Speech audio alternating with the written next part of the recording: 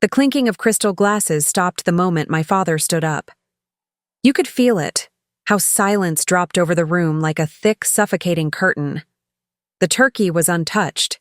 The air was too still. And every single person, from my second cousin to my godfather's wife, turned their heads toward the man at the head of the table. That was the moment I knew. I'm Claire McCallister. I'm 34 years old. And on this Thanksgiving night, my parents invited the entire family to witness my erasure. It didn't start with a scream. It never does in my family. No, in the McCallister house, betrayal comes in linen napkins and rehearsed speeches, in curated smiles and wine poured just a little too full. The dinner had been strangely formal this year. Longer table, extra guests, board members mixed in, with blood relatives. People who hadn't shown up for holidays in years. It was curated, not a celebration, a stage. When the invitation first came, text only from my mother, I should have known. Dinner at 5, everyone's coming, dress nice. That was it. No warmth, no emoji, just a time and an order. And something about it smelled like smoke. Not the kind that comes from a kitchen mistake. The kind that comes just before the structure collapses. I arrived early. I always do. Years of being the logistics brain behind the McCallister and Cumber machine had trained me into exact punctuality. The driveway was already full. Too full. 3 cars I didn't recognize. And Nate's new Range Rover parked in my father's usual spot. Inside, my mother greeted me with a kiss that brushed air, not skin. "You look tired," she said. Not a compliment, not even a question, just a disguised jab. I smiled. "Good to see you too, Mom." I took my usual seat, third on the left, near the fireplace, close enough to the head to contribute, not close enough to be seen. I'd always sat there even when I was 8. That's how roles worked in this family. Fixed, unquestioned, invisible unless necessary. Nate was holding court. He always does.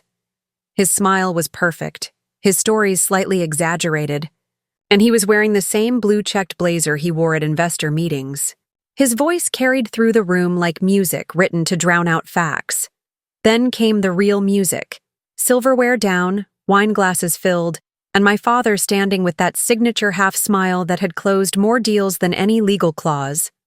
"Tonight," he said, "we're not just giving thanks, we're moving forward." Everyone leaned in. Forks hovered over stuffing. Nate adjusted his cufflinks with the kind of overconfidence that only exists in men who've never truly earned anything. My father looked down the table, right at me, then past me.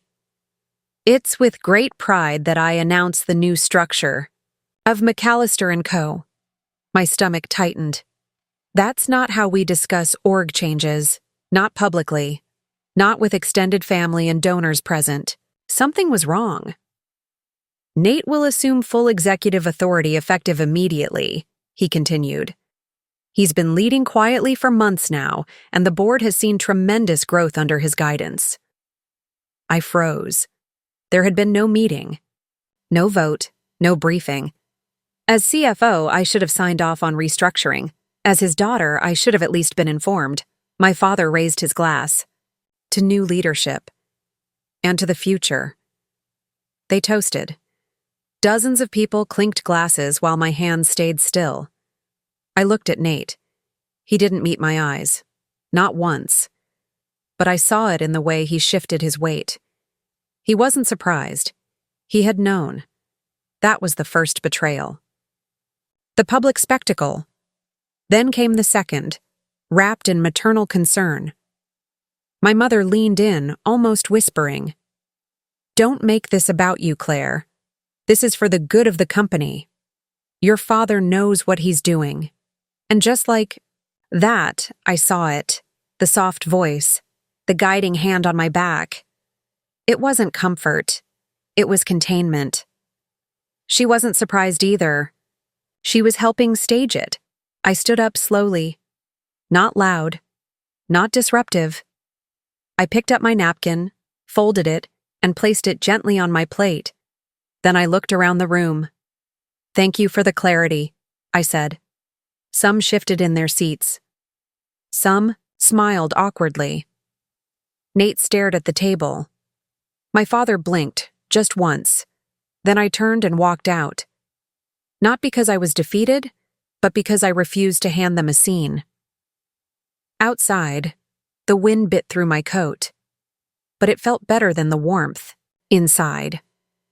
It wasn't until I reached my car that I allowed myself one breath, shaky, cold, but full. Then I drove. Not home. I wasn't sure where. I just needed to move. My phone buzzed once. A text from Nate. "It's not personal." I stared at the screen. Then I laughed. Because that's exactly what it was. The third betrayal wasn't what they did. It was what I hadn't done. For years I'd fixed, helped, adjusted. Every time Nate missed a deadline, I covered. Every budget hole I patched. Every time Dad ignored my suggestions, I told myself, next time. I had slowly and obediently trained them to believe I was dispensable. And now they believed it so completely, they erased me on Thanksgiving. But there was something they didn't know. Something none of them knew. 3 weeks ago, I met with a silent board investor. Someone I'd connected with discreetly after reviewing a quarterly discrepancy. We had coffee. I didn't mention Nate. I didn't criticize. I just outlined inefficiencies and proposed solutions. Ones that would save 7 figures in 18 months. He asked, "Why don't you run this?" I answered, "I do," quietly. He smiled. I'll remember that. I hadn't followed up. I hadn't needed to. Because I wasn't trying to play their game. I was building my own board. And the fourth betrayal? The one I'd buried deep? It was the contract. 2 years ago, my grandfather died. At the time, a lawyer handed me an envelope, meant to be opened, upon a triggering event. I didn't think much of it.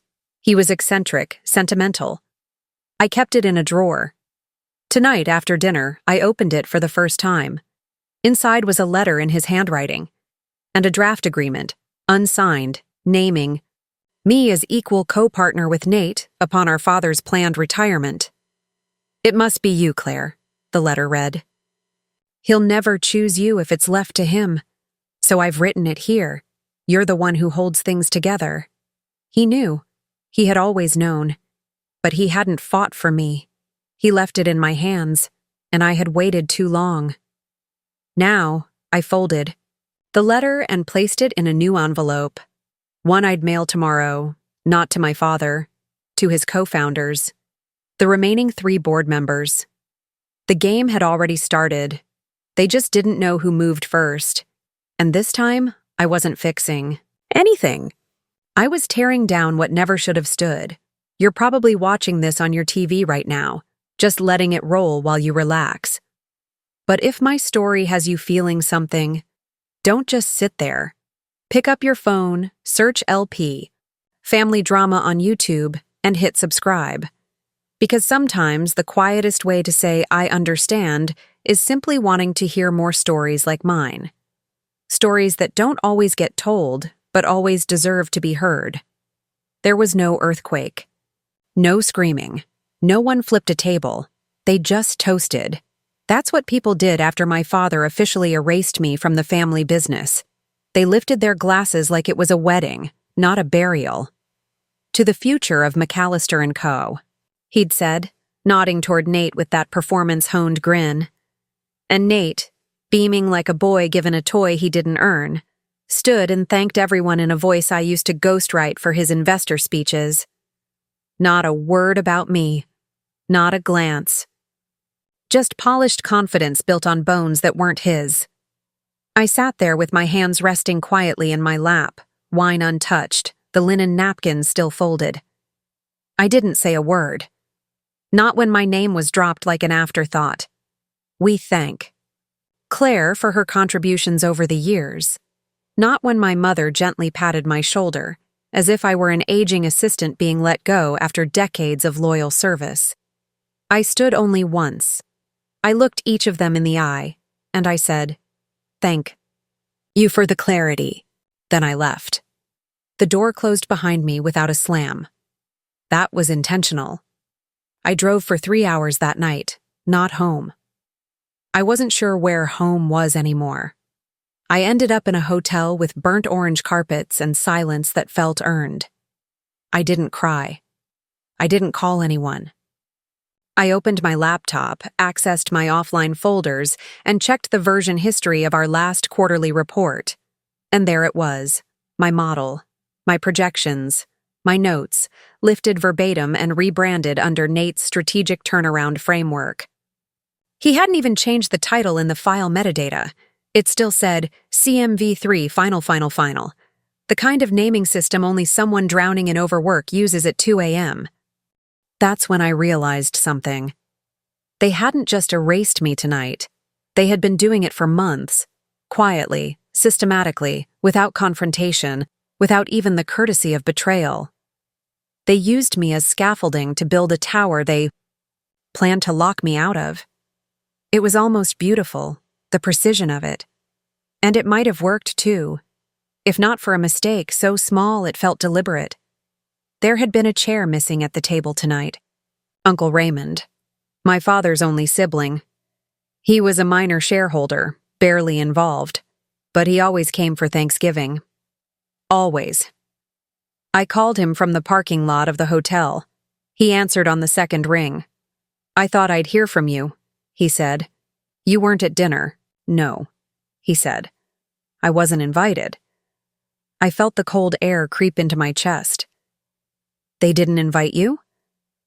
"No. I got a call from Henry last week. Told me it would be better if I sat this year out. Said it was going to be a tight family moment." I knew something was up. That was it.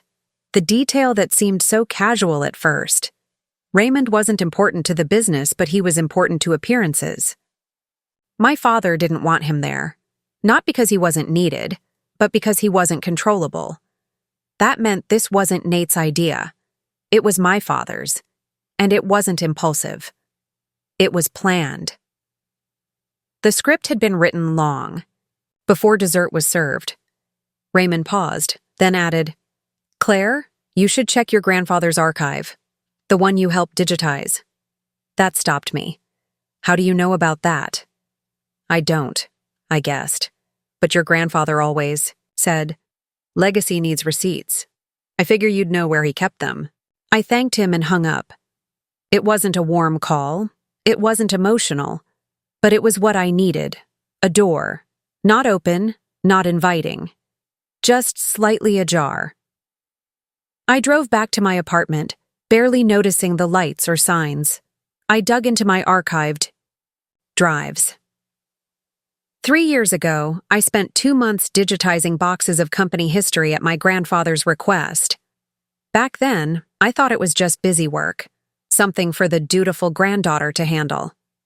I didn't think he meant for me to own any of it, but in folder 09B, Legacy, Private, I found something. Not a bomb, not yet, just a key, an unsigned draft, a transition plan, dated 6 years ago. It detailed a future where, upon my father's stepping down, control would pass jointly to Claire McCallister and Nathan McCallister, pending mutual board approval. Not just equity, equal authority. It was a working draft, never signed. But attached to it was something more dangerous. A letter. Handwritten. Scanned. Addressed to Claire. I didn't open it that night. Not yet. I needed to be colder first. Instead, I printed the transition draft. 2 copies. Then I called a courier. He picked them up an hour later. 1 copy to be delivered to the McCallister and Cumber General Counsel, the other to the board chair. I didn't sign anything. Didn't leave a message. Let them figure out what it meant. And while they panicked, I opened the letter. It was shorter than I expected. "Claire, if you're reading this, then I was right to put this in your hands.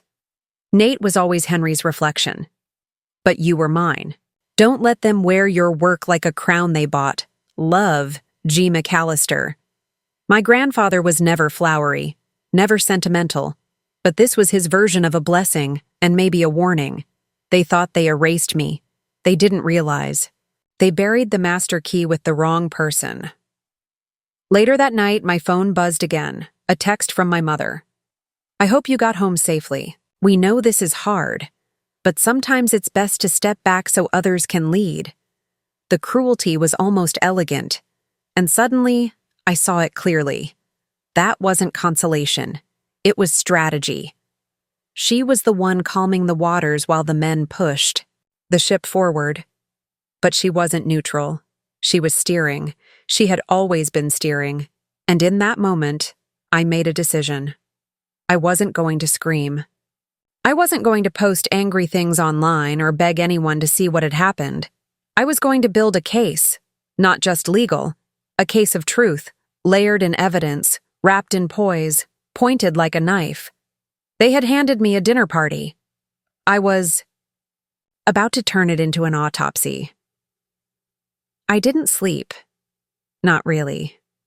I laid still, watching the ceiling fan of a borrowed guest room turn in slow, lazy circles like it had all the time in the world, while I tried to organize a lifetime of betrayal into folders that made sense. At 6:12 a.m., I gave up pretending. I made coffee with the machine I'd bought my parents 3 Christmases ago, a gift my mother later told me was more decorative than functional. And I watched it hiss to life as if nothing had happened. But something had. Or rather, everything had. Because once the performance ended and the applause faded, what remained wasn't anger. It was data, evidence, quiet as a ledger. Cold as a contract. My name was never mentioned in the company's internal announcement Nate emailed out at 5:47 a.m.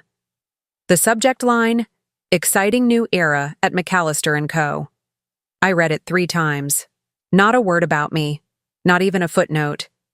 He attached a revised org chart. CFO, vacant. That's what they called me now. Vacant. I opened my private backups. Yes, I kept them. Because anyone who works under their family knows the safest way to avoid being gaslit is to document everything. I had old drafts of proposals with metadata, showing my authorship, internal correspondence, revenue modeling sheets, investor decks, slides Nate had presented as his own. I'd let him. I told myself we were a team, that he needed a win. That if I made him look good, maybe, our father would stop looking at me like I was temporary. Then I found something I'd forgotten, a folder labeled Draft Transition. Inside, a PDF. Version controlled, dated 2 years ago, saved. Under a system I used only when preparing formal board material. The title read, Proposed Succession Plan, McCallister Sibling Co-Leadership Model. My hands froze on the keyboard. I opened it. It was clean. Clear. A timeline for executive transition based on our father's phased retirement. It designated shared leadership between me and Nate, operational authority to me, strategic outreach, and public leadership to him. It even had board signatures. Not final, but acknowledged. And most damning of all, it had our father's digital initials on the cover page. I stared at the document, trying to remember the last time I saw it. The last time it had been discussed. It had vanished, quietly. The day after that version was saved, a meeting scheduled to finalize the succession plan was postponed indefinitely. I'd believed the reason given. Something about legal technicalities with the board's insurance. Coverage. They had used compliance jargon to bury me. I didn't cry. Not because it didn't hurt, but because pain, once it passes a certain threshold, crystallizes. It becomes direction. I forwarded the document to one person, Miranda Green. She picked up on the first ring. Claire, I'm ready. She didn't ask for context. Where are you? Still in their house, guest room. They went out for brunch, Miranda exhaled. That document you sent, it's gold, but we'll need more than gold. We need blood. I smiled tightly. I'm already digging. I knew where to look. My father wasn't sloppy, he was meticulous, but like all control freaks, he over-archived. There were always copies, paper, digital, backups. He believed in redundancy. I'd spent years watching his systems.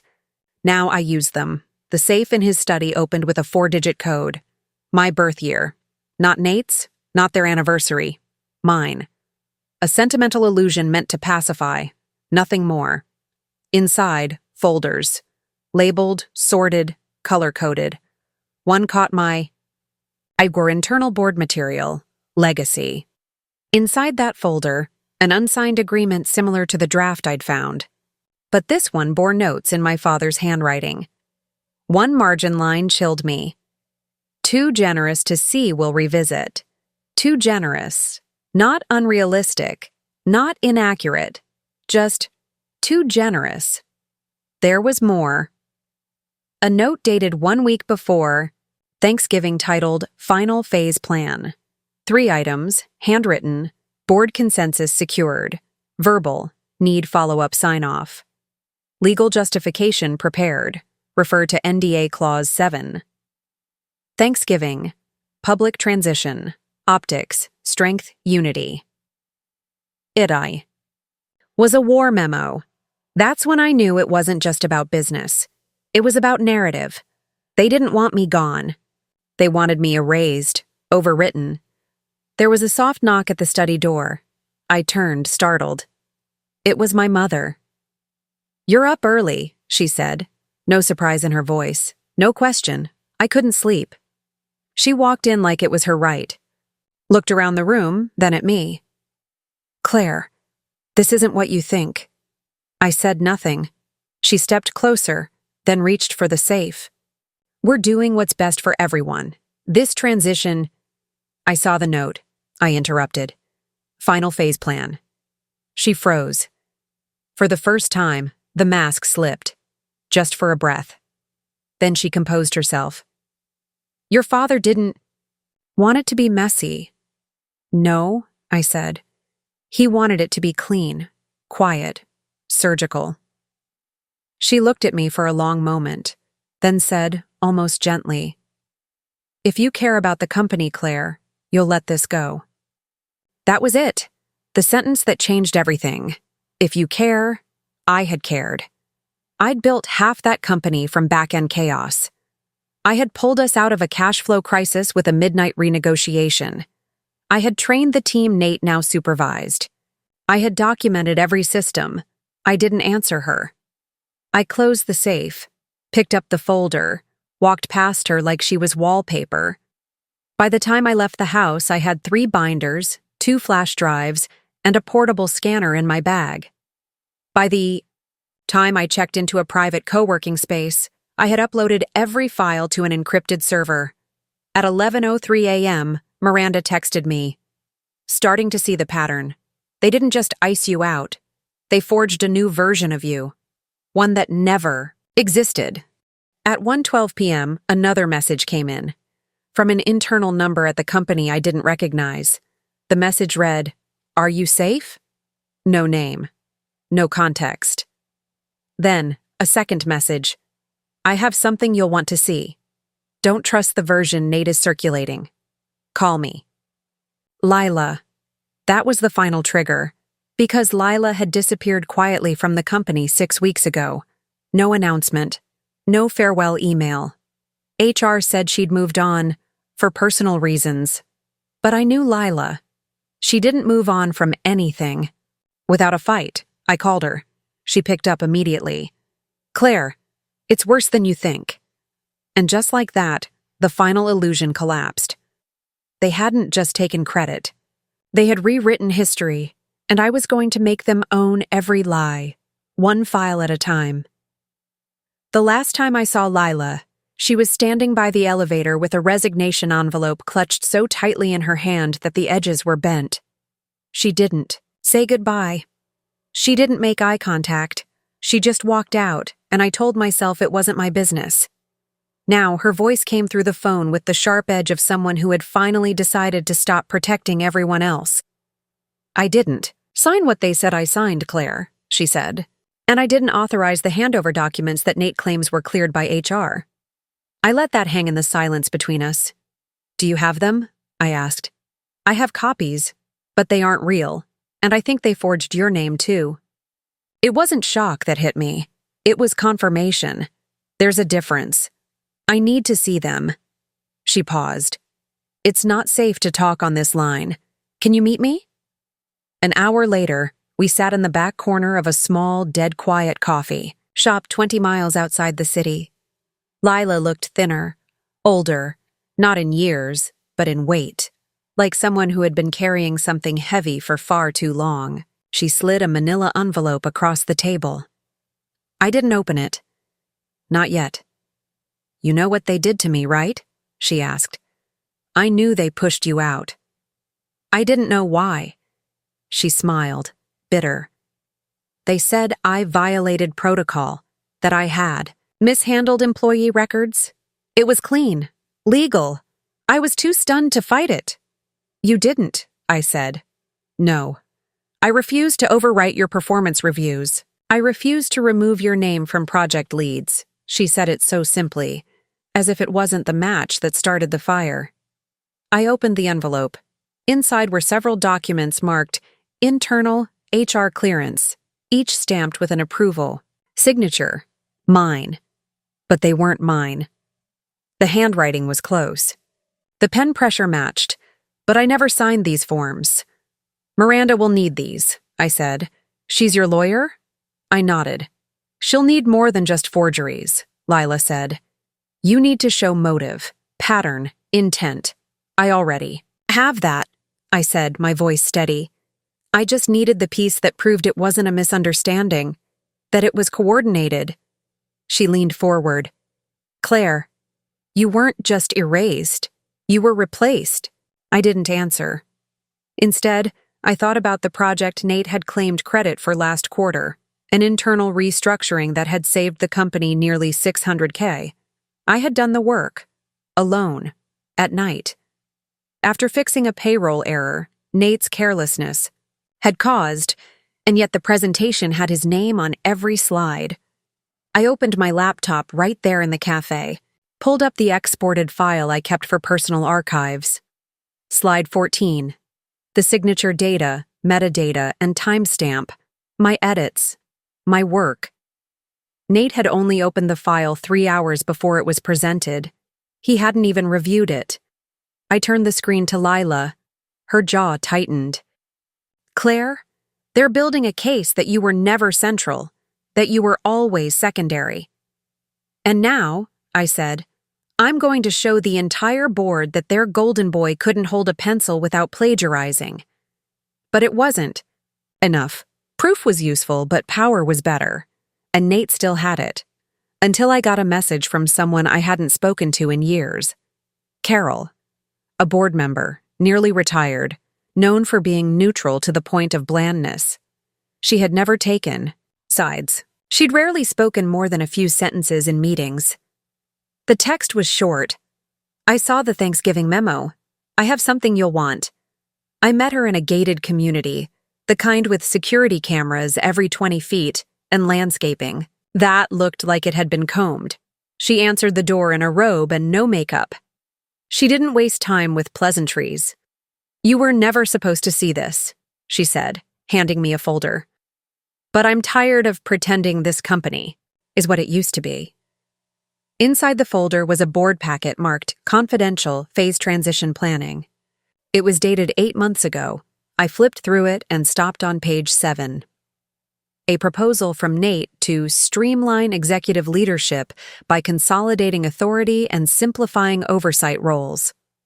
A full paragraph argued that operational clutter had created friction and that the company's forward momentum would benefit from reducing redundant oversight roles in favor of a unified voice. I was the clutter. There was a post-it note attached to that page in handwriting I recognized instantly, my father's. It read, C will push back, need HR to build a case for reduced reliability, start 90-day file. They had planned it, documented it. 8 months before they stood up and toasted me out of existence. Carol crossed her arms. I stayed quiet too long. Why now? She looked at me. Because you're the only one who ever asked what our vendors needed instead of what the margins looked like. I nodded. This can get messy. It's already messy, she said. You just didn't see it until they dragged you through the mud. That night, I forwarded everything to Miranda. She called me in under 5 minutes. Claire, she said, her voice low, steady. We don't have a case. We have a story, and that's more dangerous. I want it documented. I want it legal. She was quiet. Then, do you want revenge or restoration? I answered without hesitation. I want accuracy and boundaries. Good, she said. Because what we're going to do next? They'll call it betrayal. But it's really just a reckoning. I didn't sleep again that night. But I didn't feel tired. I felt precise. The next morning, Nate released a company-wide video. One of those inspiring new chapter things with slow piano music and well-lit drone shots of the headquarters. He spoke directly to the camera about legacy and evolution and streamlined efficiency. And then he said a line I'll never forget. My sister Claire has chosen to step back in order to pursue her own projects, and we support her fully. Chosen. It was such a careful word, such a dangerous one. So I recorded a video of my own. Just my voice, no face, just text and timeline overlays of document dates, email excerpts, slide decks, side-by-sides of Nate's presentations and my original files. I never said his name. I didn't have to. The last frame was a single line. Silence is not consent. I didn't post it publicly. I sent it to every board member, major vendor, and legacy partner, including Nate. His reply came in under 10 minutes. Claire, we should talk, before this gets out of hand. I didn't reply. It was already out of hand. Because now, I wasn't trying to be heard.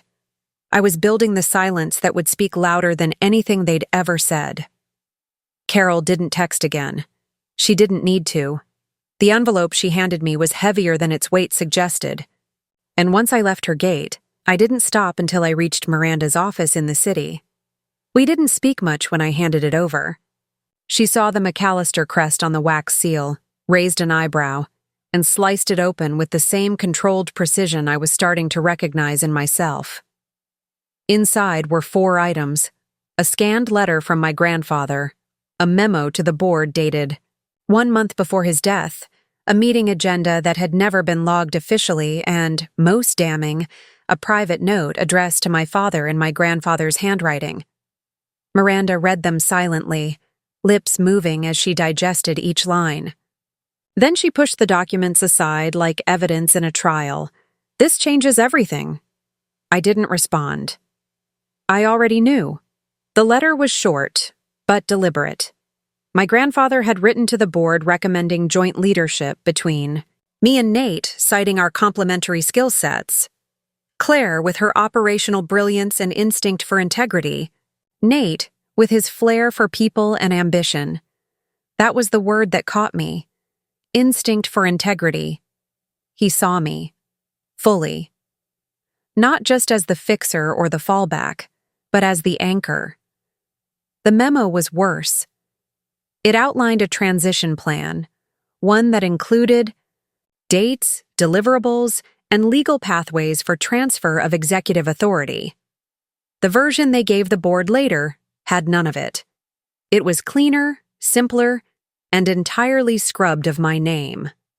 The private note, though, was the real cut. It was addressed to my father, and the tone was colder than anything I'd ever heard from my grandfather. You've always confused visibility with value. You think leadership is about who speaks loudest. Claire may not want the spotlight, but she keeps this company afloat. Don't punish her for not needing applause.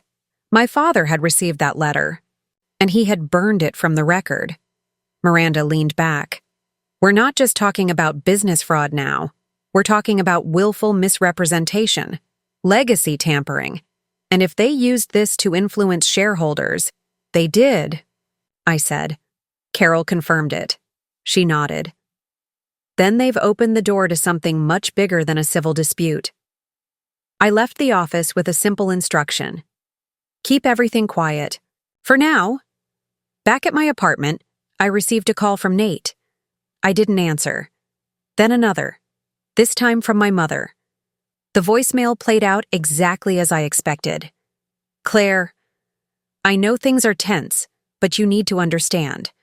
Your father had to make tough calls. It wasn't personal. It was necessary. You're so strong. We knew you'd land on your feet. She said it with the tone of someone complimenting a child for getting up after a scraped knee. I rewound the message 3 times, searching for anything that sounded like apology. There was none. But something about her words didn't sit right. We knew you'd land on your feet. That wasn't reassurance. That was design. They expected me to disappear cleanly, quietly, gracefully, because they thought I needed them. And for a while, I did. Or thought I did. But then Lila sent me a Dropbox link. I wasn't sure if I should. Forward this, her message read. But you need to see what they were circulating internally. I opened the folder. Inside were training materials from a recent company-wide onboarding program. One file caught my eye. Leadership Timeline, McCallister & Co. It was a branded PDF, visually slick, ready for investors. I scrolled through and stopped cold on page 5. The timeline began with my grandfather, then Henry, then Nate. No mention of me. No mention of my role as interim CFO during the financial crash.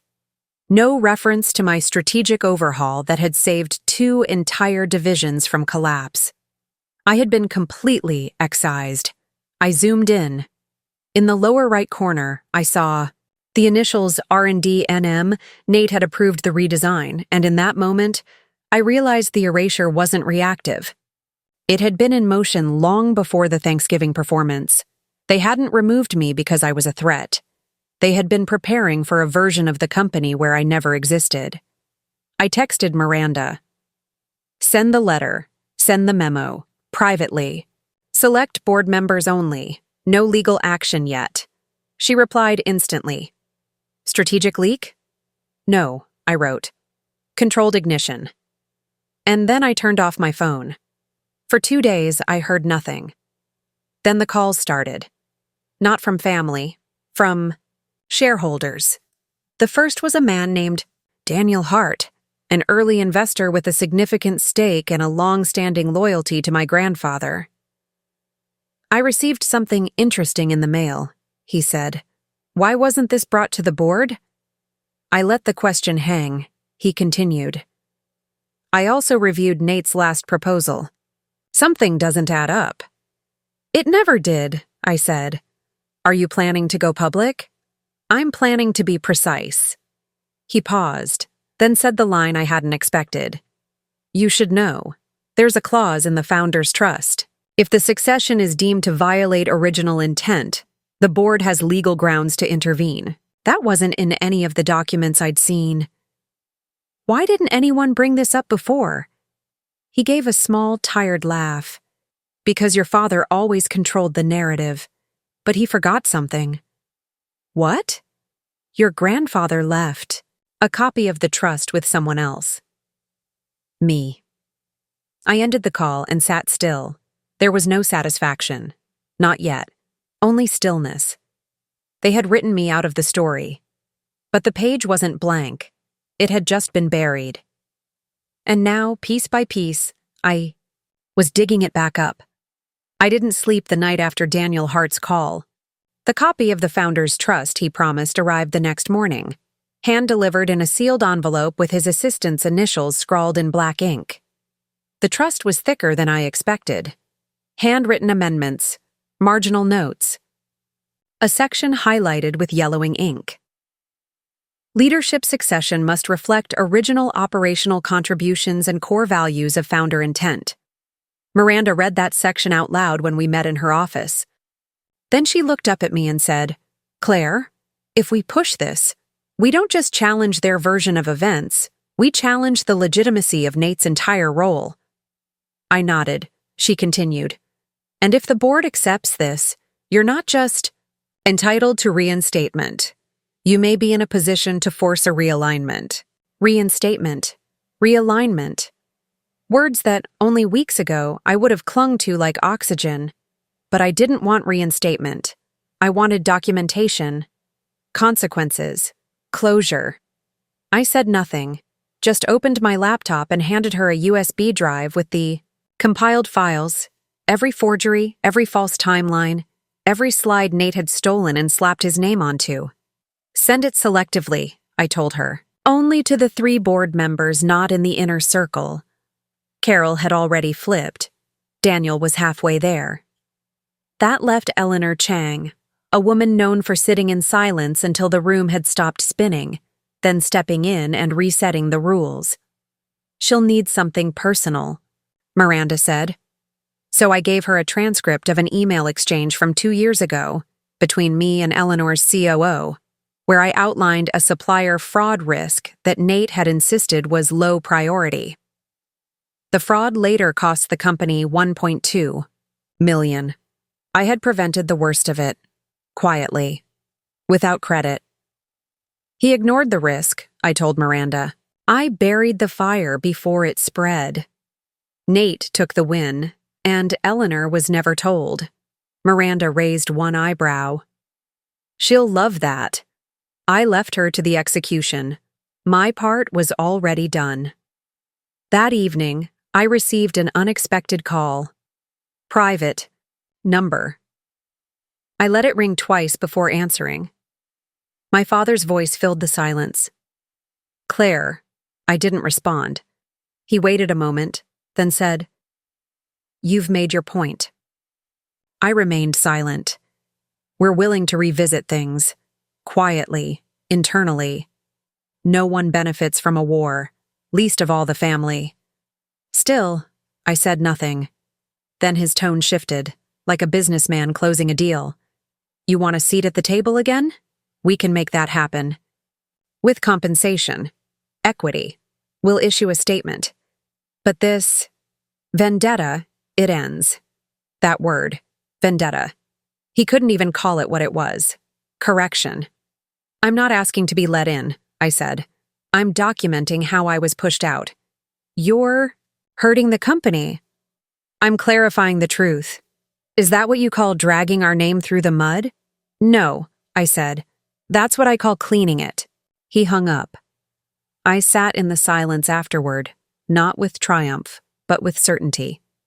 Because the real victory wasn't in what I said, it was in what he offered. For the first time in his life, Henry McCallister was negotiating from a place of fear. That was new.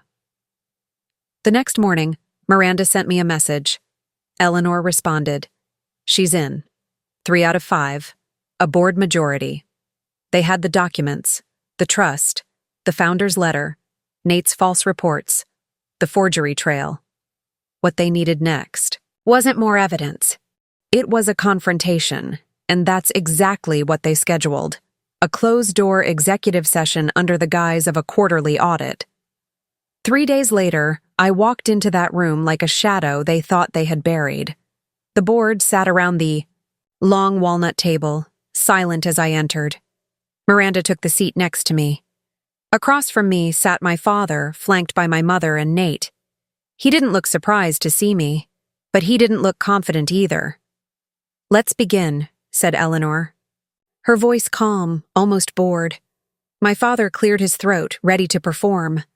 Before we open the floor to outside input, I'd like to address the rumors swirling around. We're not here to talk about rumors, Eleanor cut in. We're here to verify facts. And just like that, the performance died before it could start. Daniel slid a document across the table. This is the original succession memo, drafted by your father, indicating joint leadership between Claire and Nate. My father said nothing. Carol placed a second folder beside it. This is the amended board version we received. Claire's name was removed. No denial, Miranda handed out a final set of pages: the trust, the training timeline with Claire's, removal, and 3 HR documents bearing forged signatures. She didn't speak. She let the papers do the talking. It was Nate who broke the silence. "This is ridiculous," he said, glancing around. We had to pivot fast. Things were moving. She was pulling away. Everyone knew it. No one backed him. Carol leaned forward. "We reviewed Claire's last 3 years of operational contributions. They account for over 70% of internal innovation and crisis mitigation. You, Nate, account for 6%. Nate turned pale. My mother spoke next, calm but cold. "I warned you this would backfire," she said to my father. He flinched. And that's when I knew. She had never truly been passive. She'd simply waited for leverage. That was the moment the air shifted. The structure they'd built, of silence, spin, and selective memory, was collapsing from within. Eleanor looked at me. "Do you want reinstatement?" I shook my head. "No. I want this on record. I want my name corrected in every place it was erased. I want an official statement of acknowledgement. And I want the board to vote to censure Nate's false reporting." "And compensation?" Eleanor asked. "Yes, for work credited to others, for misused authority, for my name being weaponized in my absence." There was a pause. Then Eleanor spoke the words that would change the landscape. "Then let's vote." They did. Unanimously. Even my father. Nate was censured. An apology drafted. Compensation awarded. And me? I walked out of that boardroom not with my title restored, but with my identity reclaimed. Because sometimes, justice isn't about returning. It's about making sure the door that closed on you never seals shut for someone else. The boardroom fallout didn't make the press. That wasn't luck. It was design. 3 days after the vote, a carefully worded internal memo was distributed, written by Miranda, signed by the board, reviewed by PR. In light of recent findings, the McCallister and Crummer leadership team acknowledges historical oversights in attribution and succession processes. We affirm Claire McCallister's substantial contributions and leadership and have rectified internal records to reflect the truth. No mention of forgery, no names assigned blame, just enough truth to satisfy investors, just enough vagueness to protect egos. But I didn't want headlines. I wanted clarity. It arrived in waves.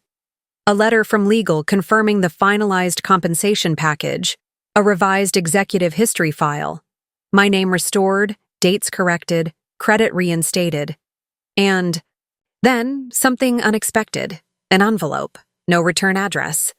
Inside, a single sheet of paper, printed in thick black serif font. I kept quiet because I was afraid. "I'm sorry." R. There was no doubt who it came from.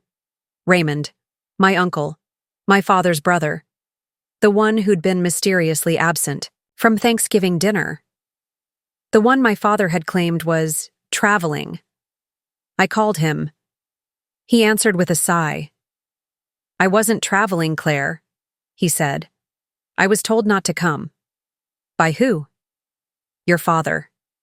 He said there was going to be an announcement, that it was a time for cohesion, not conflict. "And you agreed?" "No."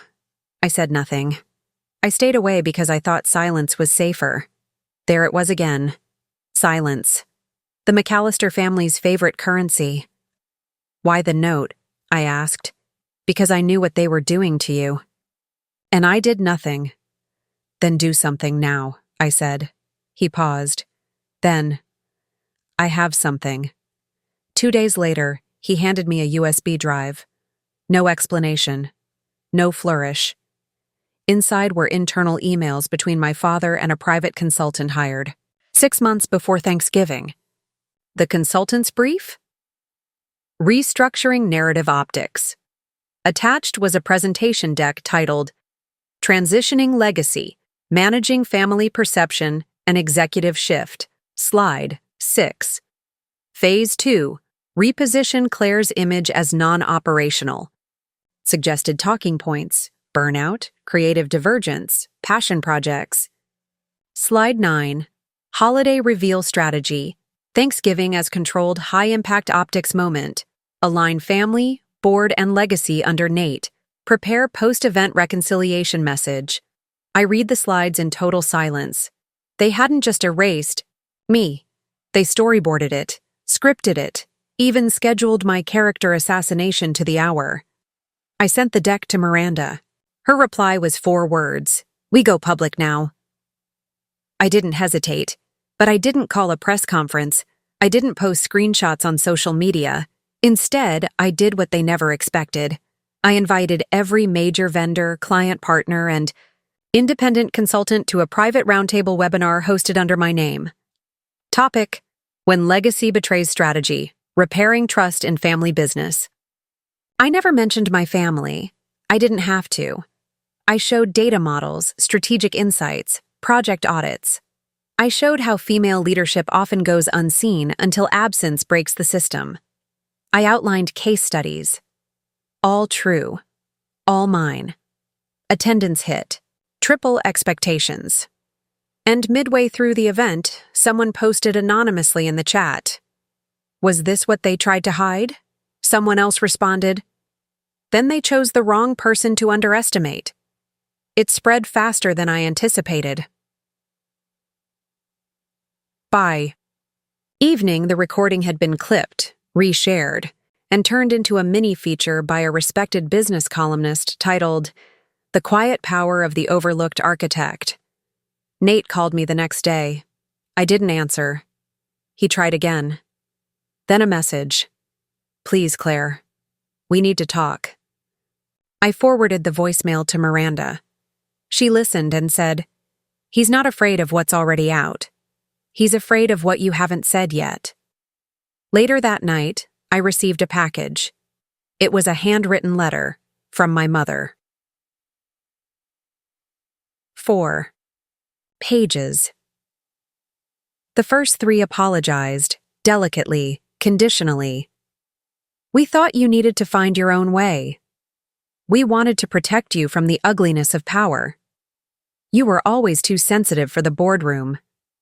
But the 4th page, that was different. It was a transcript, a printed transcript of a conversation between my father, Nate, and 2 unnamed advisors, likely from a meeting my mother had secretly recorded. In it, my father says, "If we give her even 10%, she'll come back. She's too proud to walk away." Nate replies, "And if she doesn't?" "She will," my father says. "She always does." I stared at that final line. She always does. But this time, I wouldn't. I burned the letter. Not for drama, for peace. Because forgiveness isn't always about reconciliation. Sometimes it's about finality. I wasn't expecting the board to stay quiet forever. Silence has its own half-life. Eventually, it rots from the inside. The week after the public roundtable, 2 things happened almost simultaneously. First, a formal request arrived from McCallister & Co.'s legal counsel asking if I'd be willing to participate in a strategic reconciliation dialogue under NDA. Second, Carol asked to meet privately. No assistance. No formal setting. Just a window seat at a quiet corner cafe where she used to take her granddaughter for chocolate milk. "I'm not here as a board member," she said before even sitting. "I'm here as a woman who watched them lie through every inch of your story." I didn't respond. I didn't need to. She wasn't finished. "Your grandfather didn't just leave you a letter, Claire," she said. "He left you a vote." I blinked. "What are you talking about?" Carol reached into her tote and pulled out a document with the original McCallister succession addendum.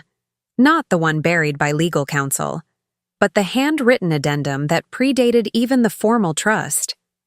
It wasn't addressed to the board. It wasn't even notarized. It was a signed shareholder directive. Claire McCallister, successorship with full voting rights upon passing of first-generation founder. I found it filed under historical irregular in the board archives, she said. Which means your father hid it. From everyone, even your mother. And that's when the blood in my veins turned still. Not cold, not hot, just still. Because suddenly I wasn't just a victim of exclusion. I was a legal stakeholder whose vote had been erased. What does this mean? I asked quietly. It means if we challenge the last 2 board elections under shareholder fraud, Carol said, you don't just get restitution. You trigger a compliance review that forces Henry to step down, immediately. I looked at her. And, you're telling me this now because… She hesitated. Then, because I sat on my hands too long. Because I let him get away with rewriting the story. And because I think you're the only one in this family who can run the business without needing to own everyone inside it. She stood up, slid the document across the table, and left. No fanfare, no warning, just power, handed like a match to someone already holding gasoline. That night I sat alone in the dark and read my grandfather's handwriting again. It was direct, sharp, unsentimental. Everything I remembered about the man who taught me how to balance a ledger before I could legally drink. You'll know when it's time to stop asking permission. I didn't sleep. In the morning, I didn't go to Miranda. I went to my mother. She opened the door herself. No staff, no dramatics. I walked in without waiting for her to invite me.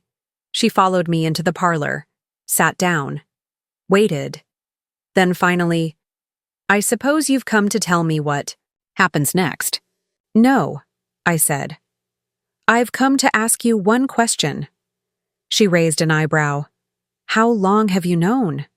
She didn't pretend to misunderstand. Instead, she reached into a drawer, pulled out a small black notebook, and slid it across the table. Inside were handwritten notes. Dated entries, observations, dates and times of conversations she'd overheard or been present for, meetings, signatures. He never trusted email, she said. He always thought one day someone would come for his version of the truth. So, I kept mine. I closed the notebook. You documented your husband's fraud. She didn't flinch. No, I documented his downfall. I just didn't know whose hands I was preparing it for. I stared at her. Why didn't you stop him? She looked me dead in the eye. Because I thought you would. For the first time, I realized what had always unsettled me about my mother's silence. It wasn't cowardice. It was delegation. She hadn't stayed out of the war.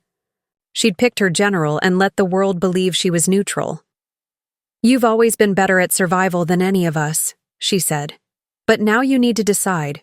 Do you want to win or do you want to rebuild? I didn't answer. Because I already knew the answer.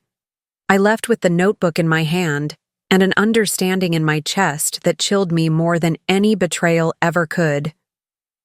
My father didn't plan this collapse alone. She didn't save me. She prepared me. The next morning, Miranda met me at her office at 6:30 a.m. I handed her both documents, the shareholder directive and my mother's ledger. She scanned them, then looked up slowly. This isn't a lawsuit, she said. It's a reckoning. Will it hold? Legally? Ironclad? Ethically? She smiled. Devastating. Good, I said. Then I told her my final move, because this wasn't about clawing my way back into the company anymore. It was about ensuring no one like me ever had to. We filed a formal petition to federal oversight under Clause 42B. Intentional misrepresentation of stakeholder structure in a privately held corporation with succession implications. Not a lawsuit, a regulatory trigger, one that froze Nate's financial privileges, flagged my father's asset transfers, and forced McCallister & Co. into emergency compliance review. By that afternoon, 5 board members had scheduled a crisis session. Evening, the industry newsletter Next Gen Executive broke the story under the headline, Heir Apparent Exposed, McCallister Legacy Implodes Under Hidden Vote. They didn't name me directly, but they didn't have to, because for the first time in my life, People weren't just whispering about me behind my back. They were listening. Out. Loud. They offered me money first. Of course they did. A neat settlement package, 3 NDAs, and a private statement the PR firm had already drafted. No apology, no retraction, just the thin corporate shrug of misunderstandings and internal miscommunication. Miranda didn't even blink as she pushed the folder across the table. Standard, she said, but the number's real. I didn't open it because I already knew what silence cost. I'd been paying for it in installments my entire life. What they hadn't expected, what they couldn't imagine, was that after all of this I didn't want back in. I didn't want their table, their nameplate, their boardroom. I didn't want the illusion of belonging anymore. I wanted sovereignty. So I told them I'd consider it under one condition: full public acknowledgement that I had been designated co-successor, that I had built the financial model that scaled McCallister & Co. through its biggest acquisition cycle, and that I had been deliberately removed from power in a coordinated effort by my own family. Silence, I said, is earned, and if you want mine, you will give voice to the truth first. Henry scoffed. Nate looked like he'd swallowed battery acid. My mother said nothing, but the board voted, and it passed. The next morning, a joint press statement was released. It acknowledged my grandfather's directive. It acknowledged my contributions to the company's success. It acknowledged that I had been wrongfully excluded. It did not offer apology, but it offered recognition, and that, for me, was enough. I declined the settlement money. All of it. I asked Miranda to redirect the full amount into an independent scholarship fund for women in finance whose family ties had become their glass ceiling. Because here's the thing, no one tells you about revenge. It doesn't taste better when served cold. It tastes better when you don't need it anymore. I moved into a smaller place. I started my own firm, quietly, no press, no drama. Just me, a small team of women I trusted, and the very systems I once built for someone else, now working for me. I don't speak to my father. Nate resigned. My mother sends flowers every year on my birthday. Never a card, just orchids. Cold, precise, and hard to kill. Sometimes I think about what would have happened if I had fought back that night at Thanksgiving. If I had screamed, thrown wine, made a scene. But power isn't taken by spectacle. It's taken in silence, with the truth burning so steadily behind your eyes that no one can look away. Final words from Claire.